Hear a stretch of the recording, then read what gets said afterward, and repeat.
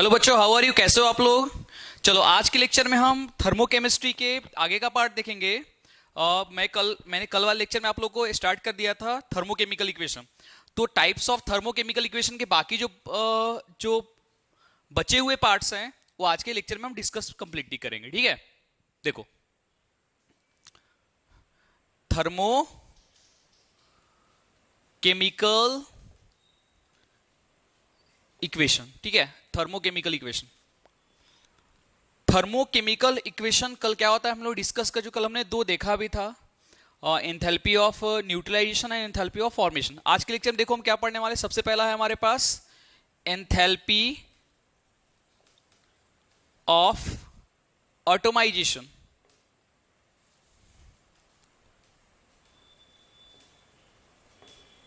अब देखो बच्चों, यहां पे एंथैल्पी ऑफ एटोमाइजेशन का मतलब क्या होता है। देखो, देखो सबसे पहले इसको साइन कैसे हम देते हैं। देखो, एंथैल्पी का साइन होता है बच्चों, आपको पता है ना, H डेल्टा, और यहां पे हम क्या लिखते हैं बच्चों, AT लिखते हैं। AT मतलब होता है एटम, शॉर्टकट में लिख सकते हैं, फिर पूरा एटम भी आप लिख सकते हो, ऐसा कुछ भी नहीं है। और क्या लिखे हम यहाँ पे, H, मतलब H को हम एंथैल्पी के नाम से जानते हैं। ठीक है, जैसे हम कैसे U को या E को, कैपिटल को हम क्या जानते हैं बच्चों, इंटरनल एनर्जी। तो इसी तरह से H को एंथैल्पी को टर्म में लिखते हैं। ठीक है, चलो, तो एंथैल्पी ऑफ एटोमाइजेशन होता क्या है बच्चों, देखो यहां पे। तो पहले इसको डिफाइन कैसे करेंगे। Enthalpy change during conversion of compounds into atoms. यानी किसी भी कंपाउंड को या किसी भी कंपाउंड से एटम में कन्वर्ट होने में जितनी एंथैल्पी चेंज होती है उसको हम क्या बोलते हैं बच्चों, एंथैल्पी ऑफ एटोमाइजेशन। और इस पूरे प्रोसेस में बच्चों एंथैल्पी ऑफ एटोमाइजेशन का जो वैल्यू आता है वो पॉजिटिव में आता है।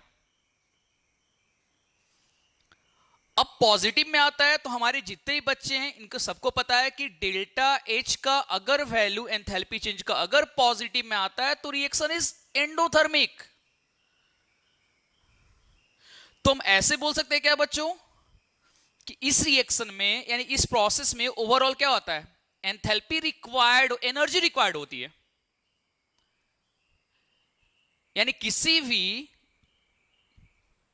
कंपाउंड्स को उसके एटम में कन्वर्ट करने के लिए एनर्जी चाहिए होता है।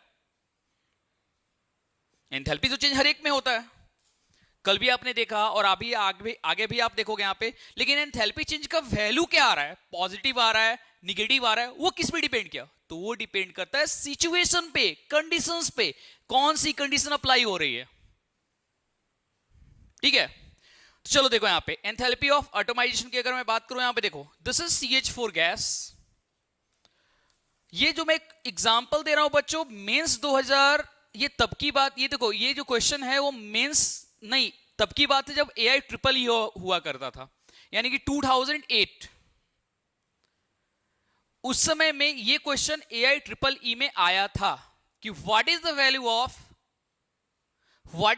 Of enthalpy of atomization of CH4।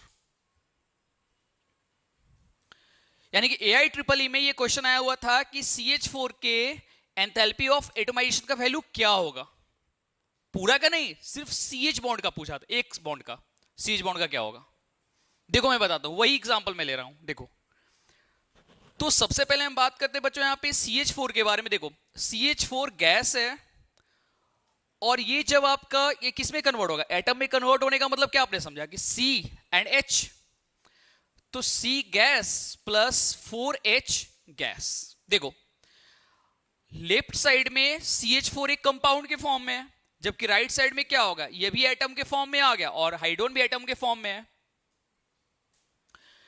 अब इस पूरे प्रोसेस बच्चों delta AT H is equal to, इसका वैल्यू कितना होता है बच्चों, 1685 approximate value kilo joule per मोल।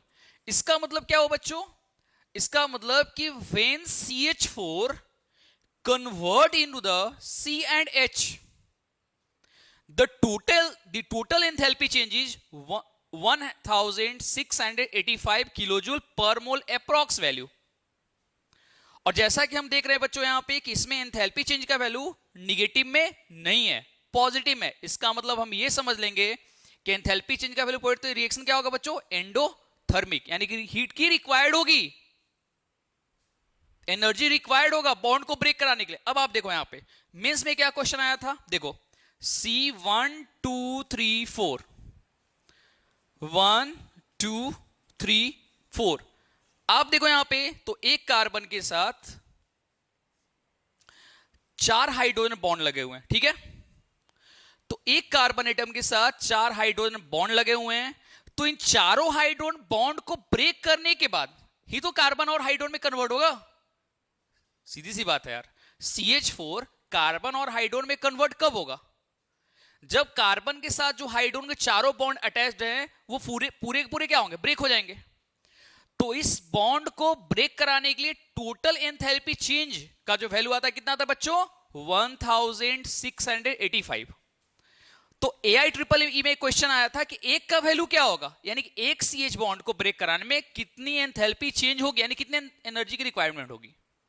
तो कुछ नहीं करना है हम लोग को 1684 को 4 से 1685 को हमको क्या करना है बच्चों, यहां पे 4 से डिवाइड कर देना है।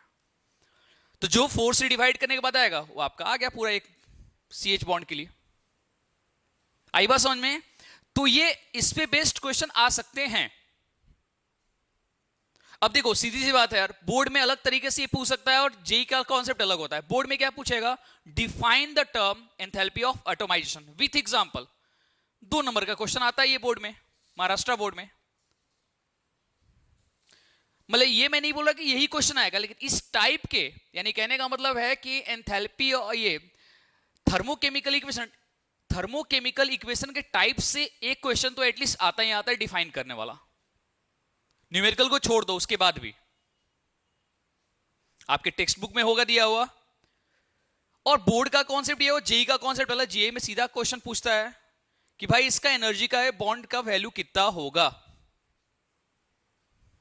ठीक है, अब आगे बढ़ते हैं। ठीक है, ये तो हमने एक एग्जांपल दिया, चल एटलीस्ट एक और एग्जांपल ले लेते हैं। ठीक है, देखो इधर, तो ये याद रखना मैंने जो क्वेश्चन बताया वो प्योरली जेई, मतलब ये AIEEE का आया हुआ है, जो इसको आज हम लोग मेंस के नाम से जानते हैं, जेई मेंस। तो देखो इधर एक और एग्जांपल लेते हैं। NH3 gas change into the nitrogen gas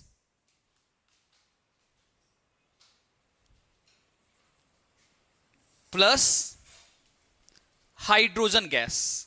तो ये हाइड्रोजन गैस है और ये मैंने नाइट्रोजन लगा दिया। अब बाकी आप बैलेंस कर लेना यहां पे। तो बैलेंस करोगे तो क्या आएगा, पहले तो यहां पे हम लिख लेते हैं यहां पे 1 नाइट्रोजन 1, हाइड्रोजन कितना यहां पे 1 है, तो इसको आप क्या करो यहां पे आगे यहां पे 3 लगा लो, हो गया बैलेंस। अब कहने का मतलब ये हुआ कि अमोनिया से नाइट्रोजन और हाइड्रोजन में कन्वर्ट करने में क्या होगा, अमोनिया से नाइट्रोजन और हाइड्रोजन का conversion, this is also atomisation. कैसे भाई, ये यहां पे कंपाउंड के फॉर्म में है, जबकि यहां पे नाइट्रोजन और हाइड्रोजन कौन से फॉर्म में है बच्चों, तो यहां पे नाइट्रोजन हाइड्रोजन एटॉम के फॉर्म में है। अब एक सबसे इंपॉर्टेंट चीज जो मैं आपको ये बताने वाला हूं कि देखो सबके एटोमाइजेशन के एंथैल्पी चेंज का वैल्यू अलग अलग होता है, and the value of enthalpy of atomization is totally depend on the force of attraction between two atoms। इसका मतलब क्या हुआ बच्चों, इसका मतलब डायरेक्टली ये हुआ कि बॉन्ड का एटोमाइजेशन वैल्यू जो है, एंथैल्पी ऑफ एटोमाइजेशन, वो किस पे डिपेंड करेगा ब्रेक होने का, वो टोटली आपका डिपेंड करेगा बच्चों कितना स्ट्रॉन्ग बॉन्ड बन रहा है। अब सीधी सी बात है यार, नाइट्रोजन हाइड्रोजन क्या है, नाइट्रोजन ज्यादा इलेक्ट्रोनिगेटिव है जबकि हाइड्रोजन इलेक्ट्रोपॉजिटिव है। तो इसका मतलब होगा कि नाइट्रोजन हाइड्रोजन को टाइटली पैक्ड रखेगा, यानी कि आसानी से ब्रेक नहीं होने देगा। और यही कारण है कि इसके बॉन्ड एंथैल्पी का वैल्यू, यानी कौन सा बॉन्ड एंथैल्पी, यानी कि एंथैल्पी ऑफ एटोमाइजेशन का वैल्यू बहुत ज्यादा होता है, बहुत ज्यादा होता है। क्योंकि बहुत आसानी से ब्रेक नहीं होता है। तो लगभग इसका वैल्यू जो आता है बच्चों 2850.6 किलो जूल पर मोल के हिसाब से होता है, यहां पे केजी पर मोल। अब कहने का मतलब ये हुआ कि जब हम इसको इतनी एंथैल्पी देंगे तो क्या होगा, ये ब्रेक होगा। अब अगर मान लो कि एग्जामिनेशन में आपका आगे चल बता भाई एनएच का क्या होगा, तो कुछ नहीं करना है, जो आपका हाँ तो लेकिन उसके लिए आपको क्या करना है, एंथैल्पी वैल्यू को आपको याद रखना है। अब अगर मान लो कि अगर आपका एग्जामिनेशन में आया कि एनएच का एंथैल्पी ऑफ एटमाइजेशन का वैल्यू क्या होगा, तो आपको क्या करना है बच्चों, इसको 3 से डिवाइड करना है, जो भी इसका वैल्यू आ जाएगा आंसर। ठीक है, तो इस पूरे प्रोसेस को क्या बोलते हैं बच्चों, enthalpy of atomization, in which the value of delta H is positive because energy required for the breaking of bond to the conversion of compound into the an atom. ठीक है, चलो हम आगे बढ़ते हैं यहां पे। नेक्स्ट, एंथैल्पी ऑफ एटमाइजेशन के बाद हम बात करते हैं बच्चों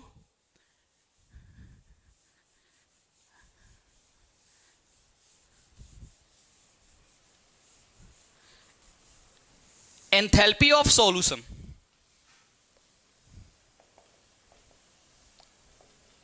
एंथैल्पी ऑफ सॉल्यूशन, देखो यहां पे ध्यान से, एंथैल्पी ऑफ सॉल्यूशन को हम कैसे डिनोट करेंगे, इसका साइन क्या होता है, देखो यहां पे, तो इसका साइन होता है बच्चों डेल्टा, सॉल्यूशन लिख देना यहां पे H, इसको क्या बोलते हैं बच्चों, एंथैल्पी ऑफ सॉल्यूशन। ठीक है, अब देखो यहां पे एंथैल्पी ऑफ सॉल्यूशन है क्या,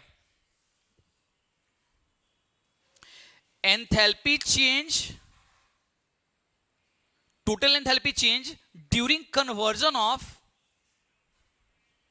सब्सटेंस इनटू द सॉल्यूशन, यानी किसी भी सब्सटेंस को सॉल्यूशन में कन्वर्ट होने के बाद जितनी एंथैल्पी का चेंज आएगा उसको हम क्या बोलेंगे, एंथैल्पी ऑफ सॉल्यूशन। अब एक बात मुझे बताओ, मैंने पहले ही बताया था आप लोग को, हमारे पास लाइम है, लाइम को हम वाटर में डालेंगे, तो लाइम को वाटर में डालने के बाद हीट रिलीज होता है और उसके बाद क्या बनता है, लाइम वाटर का सॉल्यूशन बनता है, तैयार होता है। हालांकि वो सॉल्यूशन जो होता है वो पूरा का पूरा कंप्लीटली मिक्सेबल नहीं होता है, वो यानी वो सस्पेंडेड रहता है, सस्पेंशन उसको हम बोलते हैं। ठीक है ना, लेकिन चलो एंथैल्पी जो चेंज, एंथैल्पी का तो चेंज होता ही है बच्चों, और उसी लाइम का यूज बाद में वो पान की दुकान पे आपने देखा होगा रखा हुआ लाइम को, उसका यूज करता है वो। ठीक इसी तरह से एक दूसरा जो मैं एग्जांपल बताना वो भी बहुत इंपॉर्टेंट है।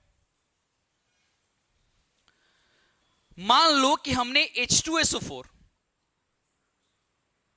जो कि लिक्विड है, होता ही है लिक्विड, और उसको मैंने वाटर में डाला, तो आपने देखा होगा, आप नहीं देखे होगे तो हालांकि रिस्क है इसमें, ट्राई मत करना, आप कभी लैब में जाओगे तो टीचर्स रहेंगे वहां पे, तो आप देख सकते हो वहां पे, आप जैसे ही H2SO4 या कोई भी एसिड ले लो, किसी भी एसिड को अगर आप वाटर में डालोगे तो एसिड तो होता है लिक्विड, अगर आप वाटर में डालोगे तो वाटर में डालने के बाद वो गर्म हो जाता है और उसका जो सॉल्यूशन बनता है बच्चों वो एक्वस सॉल्यूशन, मतलब डाइल्यूटेड फॉर्म।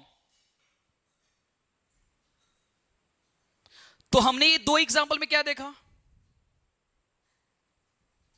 हमने इन दो एग्जांपल में देखा कि दोनों ही केस में बच्चों एनर्जी क्या हो रही है, सिस्टम से सराउंडिंग में रिलीज हो रही है, यानी कि सिस्टम से सराउंडिंग में एनर्जी क्या हो रही है, जा रही है, यानी सिस्टम क्या कर रहा है, एनर्जी लॉस कर रहा है। तो इसका मतलब ये हुआ कि रिएक्ट, यानी कि ये प्रोसेस क्या होगा, एंथैल्पी ऑफ सॉल्यूशन प्रोसेस में जो एंथैल्पी चेंज का जो वैल्यू आएगा बच्चों क्या आएगा, निगेटिव आएगा, because this is exothermic process in which a large amount of heat will be released. ऐसे बहुत सारे एग्जांपल मैं ले लेता हूं, क्यूएच की बात करो, अगर कॉस्टिक पोटास को अगर आप वाटर में डालोगे तो क्यूएच को वाटर में डालने के बाद क्या बनता है, एक्वा सॉल्यूशन ऑफ क्यूएच, अब इस एक्वस सॉल्यूशन ऑफ KOH को अगर आप छू करके टच करके देखोगे तो क्या होगा, गर्म लगेगा। तो गर्म लगने का मतलब पहले से वो क्या था, पहले से वो क्या था, क्रिस्टल था। और जैसे ही हमने वाटर में डाला तो क्या होगा, KOH का सॉल्यूशन तैयार हो गया। तो KOH के सॉल्यूशन के तैयार होने में एनर्जी तो रिलीज होगी यार। तो इसलिए इसको हम क्या बोलेंगे, इस पूरे प्रोसेस के बच्चों हम क्या बोलेंगे, enthalpy of enthalpy change in this process is exothermic process. और ये जो आप पढ़ रहे हो ये प्रैक्टिकली प्रूफ है, कुछ नहीं। तो अगर आपको लगता है ऐसा तो आप कुछ नहीं करो, आप लाइम वाला एक्सपेरिमेंट करके देख लेना, ठीक है। चलो हम देख लेते हैं इसके एग्जांपल्स। तो देखो यहां पे दिस इज H2SO4 लिक्विड है बच्चों, और इस H2SO4 को हम वाटर में डाल रहे हैं। तो वाटर में डालने के बाद क्या होगा, H2SO4 का एक्वा सॉल्यूशन तैयार हो गया यहां पे। तो इस पूरे प्रोसेस में बच्चों minus approx value -78.4 delta H, पहले चलो इसको और अच्छे से लिख देते हैं हम, delta solution enthalpy is equal to -78.4 kilo joule per mole. यहां पे क्या होता है बच्चों, एंथैल्पी क्या हो रहा है यहां पे, देखो चूंकि यहां पे एनर्जी रिलीज हो रही है तो इसका चेंज क्या होगा बच्चों, निगेटिव में आएगा। ध्यान देना ये चीज बहुत इंपॉर्टेंट है, ठीक है। अब आगे हम बढ़ते हैं यहां पे, उस तरह से हम बात करें HCl के बारे में। हमारे पास हाइड्रोक्लोरिक एसिड है। तो देखो मेरा समझाने का मतलब, किसी भी एसिड को अगर आप ट्राई कर सकते हो, किसी भी एसिड को अगर आप डालोगे वाटर में तो क्या करेगा, हीट रिलीज करेगा ही करेगा। हालांकि बहुत ही ज्यादा रिस्की होता है, ऐसा एक्सपेरिमेंट मत करना, और करोगे भी तो आप लैब में टीचर के प्रेजेंस में करना ये एक्सपेरिमेंट। तो HCl क्या लिक्विड है, ये वाटर से करेगा रिएक्शन, तो क्या बनेगा बच्चों, HCl एक्वस, एक्वस का बोले तो सॉल्यूशन ये तैयार हो गया हमारा। डेल्टा सॉल्यूशन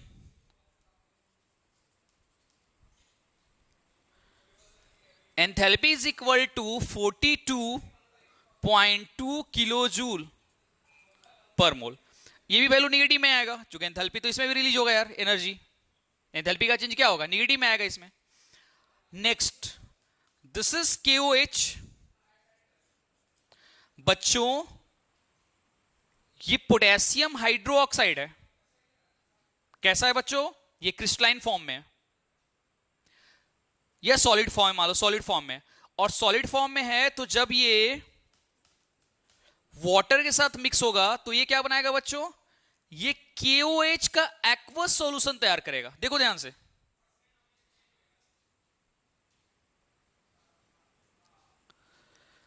अब इस पूरे प्रोसेस में delta solution enthalpy is equal to -27, इसका वैल्यू होता है यहां पे kg पर मोल।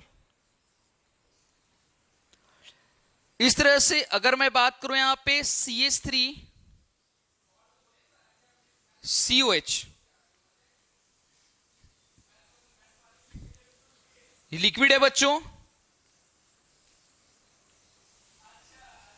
क्या बनाएगा ये CH3COOH एक्वस फॉर्म, और प्लस क्या बनेगा बच्चों, ये इसका वैल्यू कितना होगा, delta solution enthalpy is equal to 17.26 kilo joule per mole. ये इसका वैल्यू आएगा निगेटिव में। तो देखो इन चार एग्जांपल्स में ओवरऑल हम ये देख रहे हैं, यहां पे सब में एंथैल्पी का चेंज हो रहा है, और सब में सभी रिएक्शन में एंथैल्पी चेंज का जो वैल्यू है बच्चों क्या है, निगेटिव में है, क्योंकि ये प्रोसेस क्या overall whole process are exothermic. तो इसी प्रोसेस को हम क्या बोलते हैं बच्चों, एंथैल्पी ऑफ सॉल्यूशन। एक बार फिर से लास्ट बार बताता हूं, enthalpy change during conversion of substance, solid substance into the solution, solid liquid substance into the solution. ठीक है, चलो आगे बढ़ते हैं। नेक्स्ट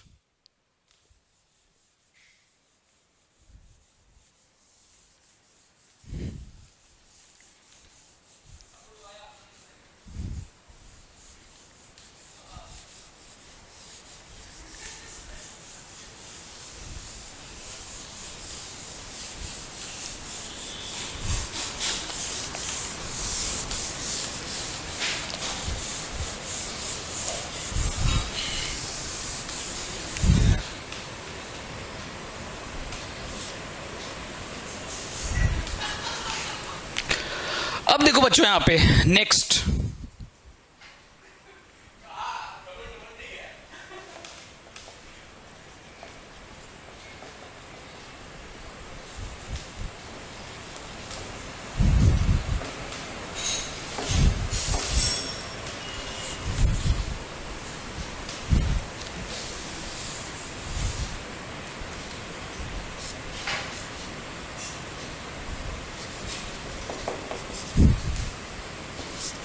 देखो अब है आपका एंथैल्पी ऑफ क्रिस्टलाइजेशन। तो देखो दो चीजें हैं बच्चों, इसके पहले हमने कहा उसमें पूरा का पूरा सॉल्यूशन तैयार होगा, और इसमें क्या होता है बच्चों, क्रिस्टल से, क्रिस्टल को जब वो किसी भी क्रिस्टल सब्सटेंस को जब वाटर में डालेंगे तो क्या होगा, पूरा डिसॉल्व नहीं होगा। जिसके आपने देखा होगा, लाइम को देखा होगा, कैसे देखो आप, लाइम को जब हम वाटर में डालते हैं तो सस्पेंडेड रहता है, लाइम क्या होता है नीचे बैठ जाता है, वाटर मॉलिक्यूल ऊपर चलाता है, समझे बात को यहां पे। तो उस तरह से क्रिस्टल का मतलब हुआ कि वो वाटर को अगर हम डालते हैं तो सॉल्यूशन तो तैयार नहीं होगा, लेकिन हां वाटर मॉलिक्यूल को एब्जॉर्ब जरूर कर लेगा, जो कि पहले से क्या था, पहले से वो क्या था, ड्राई था, वाटर को मॉइस्ट को क्या करेगा, वो एब्जॉर्ब कर लेगा। तो अब इसको डिफाइन कैसे करेंगे बच्चों, enthalpy change during conversion of crystal substance into aqueous form.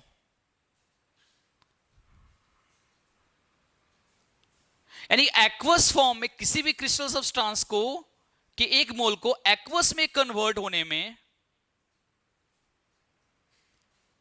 या वाटर मॉलिक्यूल को एब्जॉर्ब करने में जितनी एंथैल्पी की चेंज आती है उसको हम क्या बोलते हैं बच्चों, एंथैल्पी ऑफ क्रिस्टलाइजेशन। हां ये एक्सपेरिमेंट आप कर सकते हो, इसमें कोई बहुत ज्यादा रिस्क नहीं है।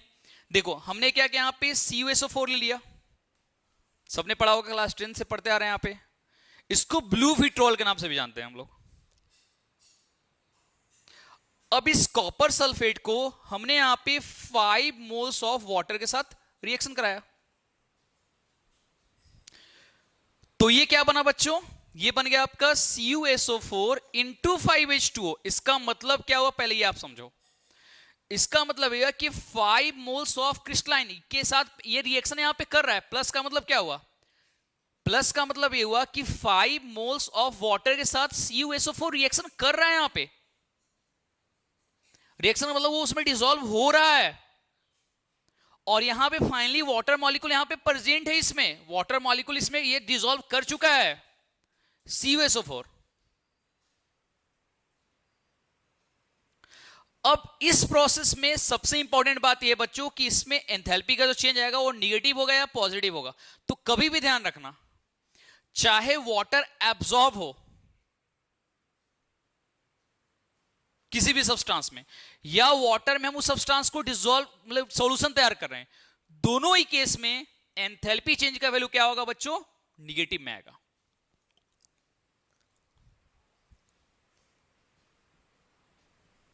क्योंकि दोनों ही प्रोसेस में हीट रिलीज होती है, सिस्टम से सराउंडिंग की तरफ क्या होती है, हीट क्या होती है, रिलीज होती है। तो इस तरह से यहां पे साइन हम क्या देंगे बच्चों, पॉजिटिव साइन ना दे करके हम निगेटिव साइन देंगे, क्योंकि रिएक्शन क्या है, एक्सोथर्मिक है। तो देखो इधर delta crystallization enthalpy is equal to approx, और अप्रॉक्सीमेट इसका जो वैल्यू होता है लगभग 79.8 होता है, कहीं कहीं आप 80 भी देखोगे। चलो मैं यहां पे एग्जैक्ट ही लिख रहा हूं, यहां पे एग्जैक्ट वैल्यू 79.8 किलो जूल। देखो ये इसका वैल्यू है, साइन क्या है बच्चों, यहां पे निगेटिव है, क्योंकि रिएक्शन क्या हो रहा है यहां पे, यानी कि प्रोसेस क्या हो रहा है, बोलो प्रोसेस जो है वो एक्सोथर्मिक है, क्योंकि इसमें हीट क्या हो रहा है यहां पे, रिलीज होगा।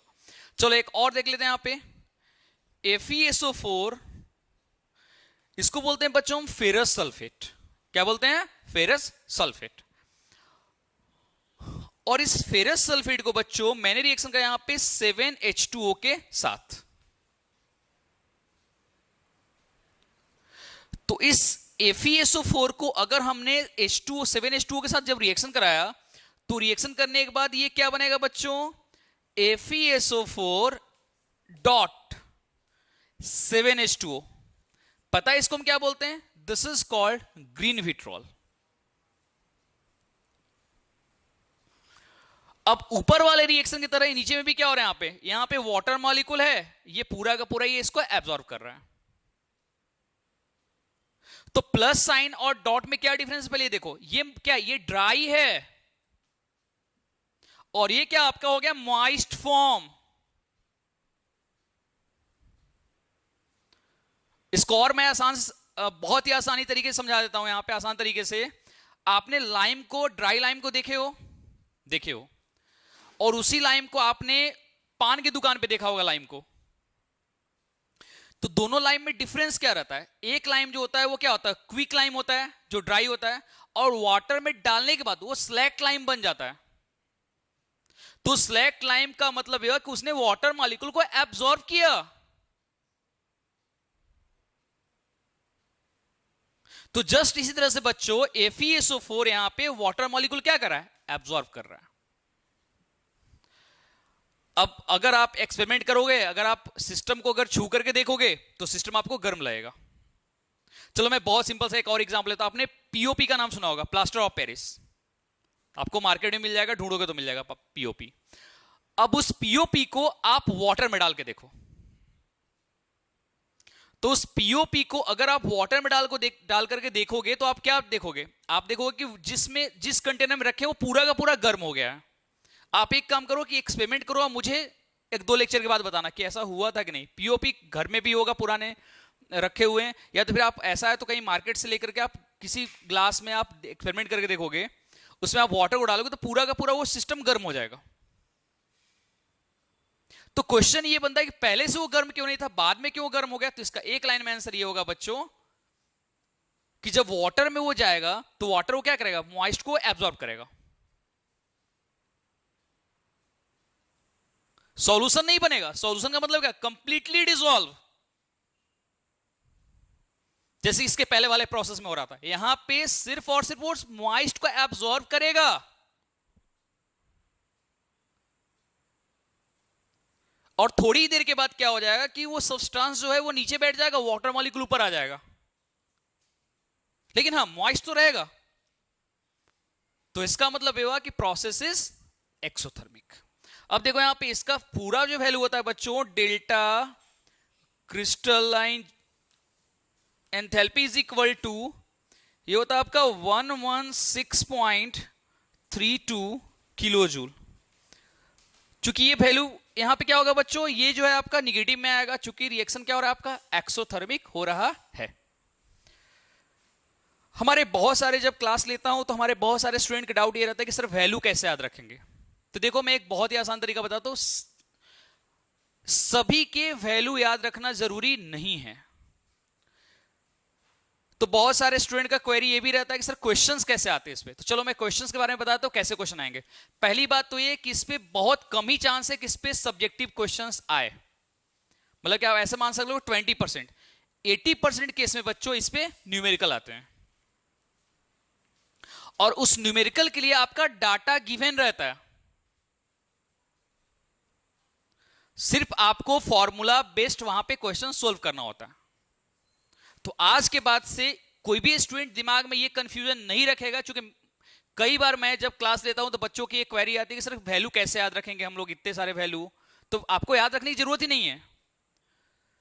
ये आपका इस पूरे टॉपिक का रिलेशन डायरेक्टली आपका न्यूमेरिकल से, और जब आप न्यूमेरिकल सॉल्व करोगे, आपके बुक में भी दिए हुए हैं, इसके पूरे वैल्यू डाटा गिवन रहेंगे।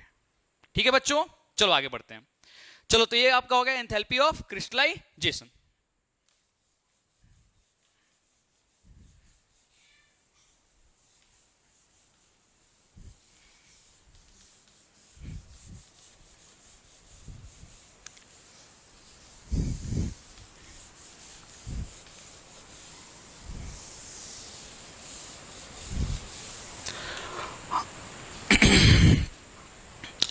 अब है आपका एंथैल्पी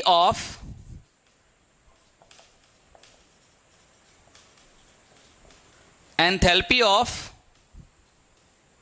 आयोनाइजेशन। चलो इसको डिनोट कैसे करते हैं पहले आप ये जान रखना। डेल्टा, या तो आप पूरा लिखो या फिर आयन लिख के आप छोड़ दो, एंथैल्पी। ठीक है,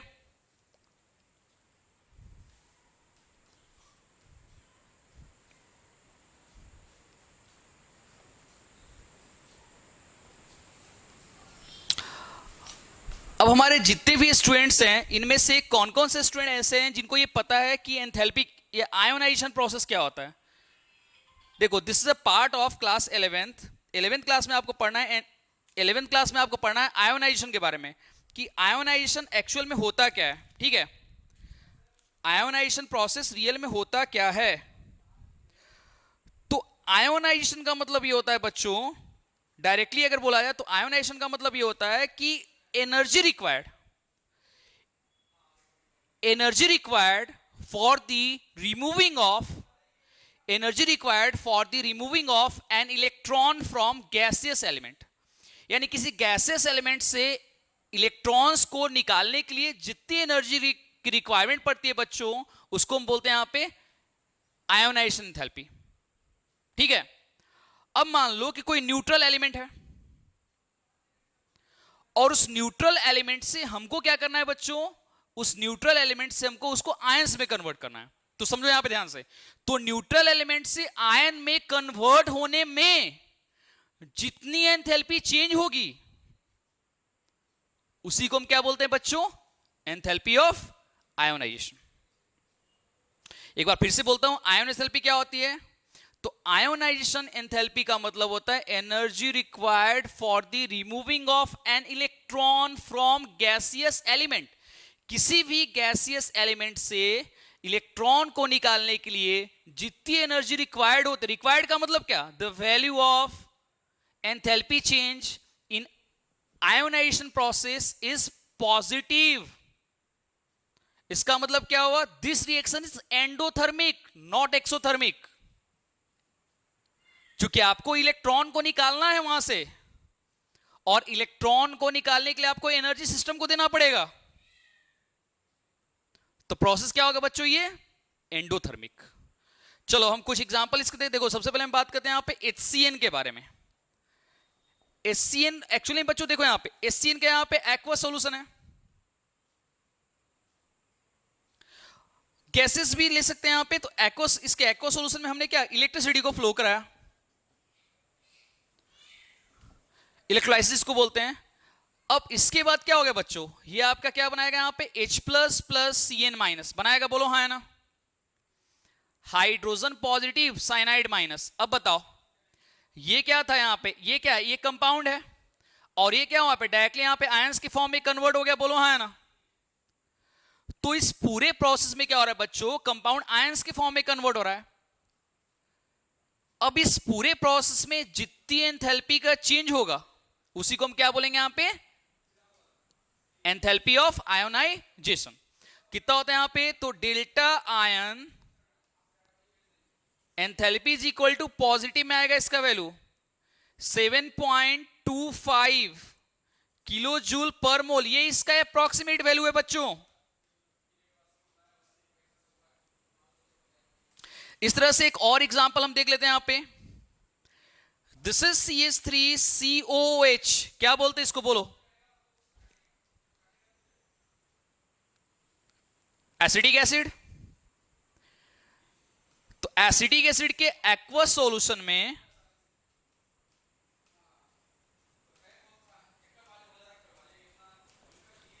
हमने इलेक्ट्रिसिटी को फ्लो कराया, तो आफ्टर सप्लाइंग इलेक्ट्रिसिटी क्या बनेगा, CH3COO माइनस प्लस क्या बनेगा बच्चों, H प्लस। अब देखो आप यहां पे, this is acetate ion and this is H plus. अब यहां पे क्या होगा, ये भी देखो यहां पे, ये एसिडिक एसिड ओवरऑल क्या हो रहा है, एसिटेट और H प्लस की फॉर्म में कन्वर्ट हो रहा है, बोलो।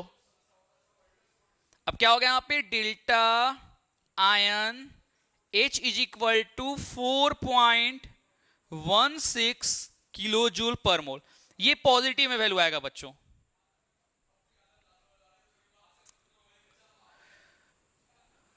तो इसका मतलब क्या हुआ, इसका मतलब ये हुआ कि जितने भी प्रोसेस हैं, अगर मैं यहां पे 50+ एग्जांपल भी दूं तो सभी प्रोसेस हैं बच्चों, सिस्टम को क्या होगी, एनर्जी रिक्वायर्ड होगी। इसका रीजन पता है क्या है? इसका रीजन है कि इससे इलेक्ट्रॉन्स इसको आयंस में कन्वर्ट हो रहा है। एक को इलेक्ट्रॉन लॉस करना है, दूसरे को इलेक्ट्रॉन गेन करना है। सीधी सी बात है, तभी तो आयंस में कन्वर्ट होगा ना। तो इस कारण से क्या होगा, ये वैल्यू क्या आएगा, पॉजिटिव में आएगा।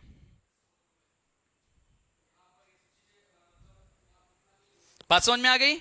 इस पूरे प्रोसेस को क्या बोलते हैं, this process will known as enthalpy of ionization. एक लाइन में याद रखना आप, enthalpy change during conversion of ions from gaseous और एक्वा सॉल्यूशन। ठीक है, चलो तो ये तो आपका हो गया एंथैल्पी ऑफ आयोनाइजेशन। अब हम बात करते हैं यहां पे एंथैल्पी ऑफ फेज ट्रांसफॉर्मेशन। चलो मैं इसको इरेज करता हूं यहां पे।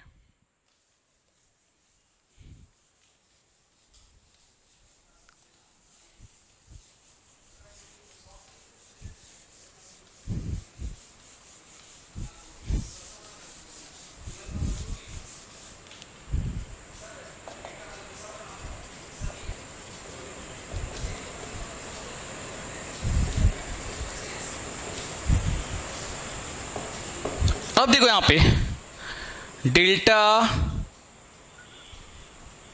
फेज ट्रांसफर इतना लिख के आप यहां पे एंथैल्पी लिख दो सीधा। फेज ट्रांसफॉर्मेशन इसका मतलब क्या हुआ बच्चों, इसका मतलब ये हुआ कि हमको एक फेज से दूसरे फेज में उसको कन्वर्ट करना है। तो इसमें बच्चों एंथैल्पी चेंज का वैल्यू टोटल कंडीशन पे डिपेंड करेगा। कैसे, देखो ये है आपका H2O है, ये आपका सॉलिड है, और ये आपका H2O क्या हो गया बच्चों, ये आपका हो गया लिक्विड हो गया, और यहां पे H2O लिक्विड और यहां पे क्या होगा H2O गैस। अब आप देखो यहां पे ice convert into the water and water convert into the water vapour.